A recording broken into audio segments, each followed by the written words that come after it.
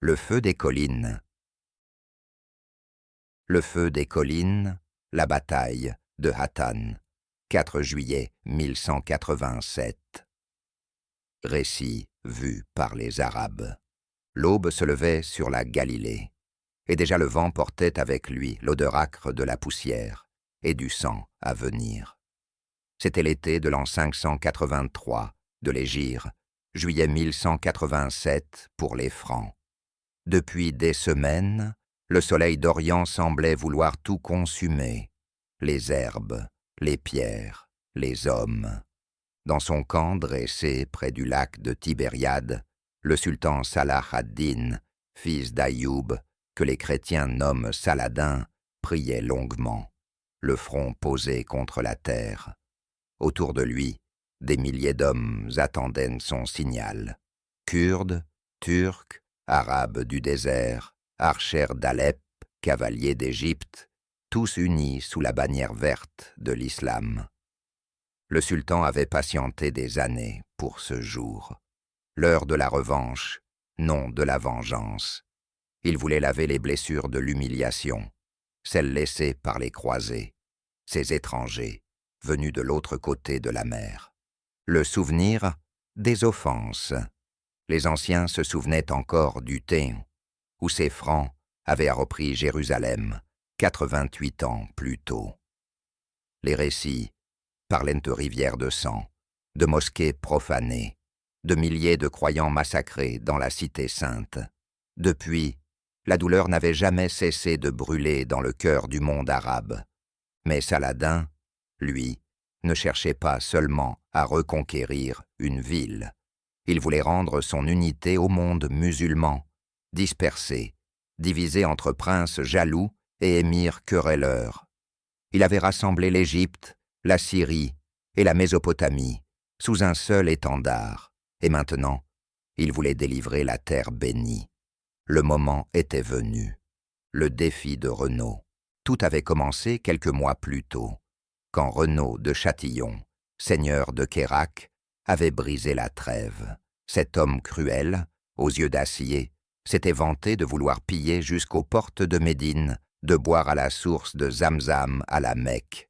Il avait attaqué les caravanes de pèlerins et tué sans pitié les marchands musulmans. Saladin avait juré « Par Allah, je le tuerai de ma main ». Quand le sultan envoya un émissaire au roi des Francs, Guy de Lusignan, pour exiger réparation, celui-ci resta muet. Alors, Saladin déclara la guerre. En mai, il fit rassembler son armée près de Damas. Les cavaliers s'étendaient à perte de vue. On disait qu'il y avait plus de 20 000 hommes et 2 fois plus de chevaux. L'appel à la guerre sainte. Sous les murs de Damas, les imams prêchaient le djihad, non la guerre du fanatisme, mais celle de la foi et de la dignité. Allah ne donne la victoire qu'à ceux qui se purifient d'eux-mêmes, disait un vieux cheikh. Les guerriers pleuraient parfois en silence, leurs lances dans la main, les yeux tournés vers l'horizon. Saladin, lui, n'était pas homme à se précipiter. Il observait, calculait, attendait que la soif et la peur fassent leur œuvre. Il savait que l'impatience était le plus grand des ennemis.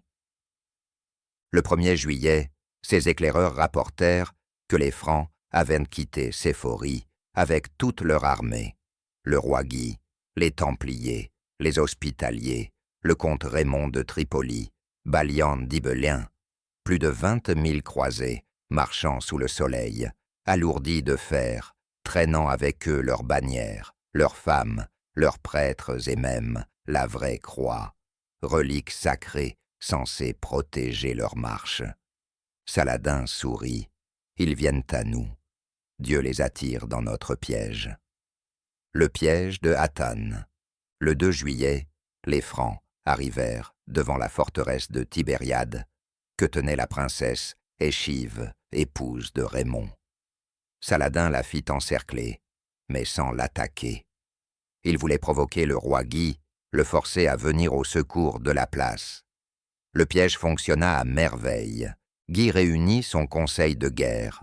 Certains comme Raymond le suppliait de ne pas quitter Séphorie, où l'eau abondait.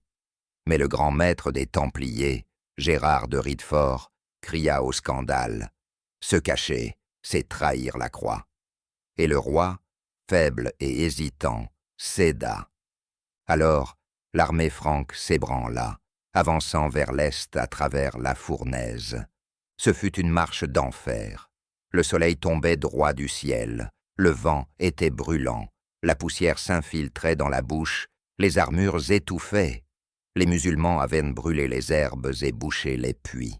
La soif, plus que les flèches, brisait les rangs. La nuit venue, les Francs s'arrêtèrent sur une hauteur pierreuse, les collines de Hattan, deux cornes jumelles qui dominaient la plaine. Au loin, ils voyaient luire les eaux du lac de Tibériade, si proches qu'on aurait cru les toucher. Mais entre eux et le lac, l'armée de Saladin formait un cercle de feu, la nuit du feu. Dans le camp musulman, les torches brûlaient. Les archers jetèrent des flèches enflammées sur les herbes sèches, et la fumée montait comme un voile noir vers les étoiles. Les chevaux hennissaient, les tambours résonnaient. Certains soldats racontent qu'ils virent Saladin prier longuement cette nuit-là, seul, agenouillé sur la terre, son épée plantée devant lui. D'autres disent qu'il souriait, calme, confiant, comme s'il voyait déjà Jérusalem lui tendre les bras. « Demain, dit-il à ses émirs, Dieu nous donnera la victoire. Mais souvenez-vous, ne laissez pas vos cœurs s'enfler d'orgueil. La victoire appartient à celui qui la donne. » Le 4 juillet 1187. À l'aube, le ciel se teinta de cuivre. Le sultan ordonna l'assaut. Les tambours battirent, les trompettes hurlèrent, et des milliers d'archers à cheval fondirent sur les collines. Le vent portait leurs cris. Allahu Akbar. Les flèches obscurcirent le ciel. Les Francs, épuisés, aveuglés par la fumée, ne savaient en plus où frapper. Chaque tentative de percer échouait. Les chevaux s'effondraient, les côtes de mailles collaient à la peau brûlée. Les musulmans resserrèrent le cercle, réduisant l'ennemi à un amas de désespoir et de fer. Certains Francs tentèrent de fuir vers le lac, mais les cavaliers syriens les y rattrapaient, les fauchant dans l'eau même qu'ils cherchèrent à boire. Vers midi, la croix vermeille, la vraie croix, tomba. Le porte-étendard fut percé de flèches et le roi Guy se rendit. Le cri des vaincus s'éteignit peu à peu, remplacé par un silence lourd, presque sacré. Les captifs. Saladin fit dresser sa tente au milieu du champ. On lui amena le roi, pâle et fiévreux, et derrière lui, Renaud de Châtillon, le visage dur, le regard défiant. Le sultan fit servir de l'eau glacée au roi. Celui-ci but avec reconnaissance, puis il tendit la coupe à Renaud. Saladin intervint d'une voix calme. « Je ne l'ai pas invité à boire. » Renaud, pris d'orgueil, jeta un regard de défi. Alors Saladin s'approcha. « Beaucoup de fois, tu as juré de me tuer, de profaner nos villes saintes. Je te laisse entre les mains de Dieu. » Et il tira son épée. Le coup fut net. La tête de Renaud roula sur la terre. Le roi Guy, tremblant, s'effondra. Saladin le releva. « Un roi ne tue pas un roi, » dit-il. Les Templiers et Hospitaliers, capturés, furent exécutés. Ils avaient prêté serment de guerre éternelle. Les autres prisonniers furent épargnés, nourris et soignés. Le silence, après la tempête. Quand le soleil couchant teinta de rouge la plaine de Hattan, Saladin monta sur une colline et regarda au loin. Le vent soufflait sur les tentes, les bannières, les cadavres. Dans ce silence, il murmura une prière. « Seigneur, toi qui donnes et retires la victoire, garde-nous humbles. » Cette nuit-là, le camp musulman chanta les versets du Coran. Les hommes pleuraient de joie. non pour le sang versé, mais parce qu'ils avaient vu s'accomplir ce qu'aucun d'eux n'osait espérer, la fin de l'humiliation, la promesse du retour, l'écho de la victoire. La nouvelle se répandit comme un feu dans les cités d'Orient.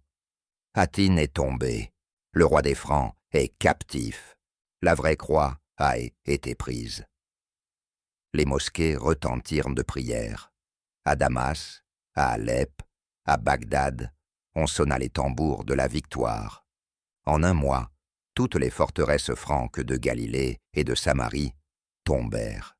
Tibériade, Acre, Nablus, Jaffa, Ascalon. Seul Tyr résista. Et le 2 octobre 1187, un vendredi, le sultan entra dans Jérusalem. Il ne fit pas couler le sang. Les habitants francs eurent la vie sauve. Les églises furent respectées, les prisonniers rachetés. Saladin entra dans la mosquée Al-Aqsa, s'agenouilla et pleura. Non de fierté, mais de reconnaissance.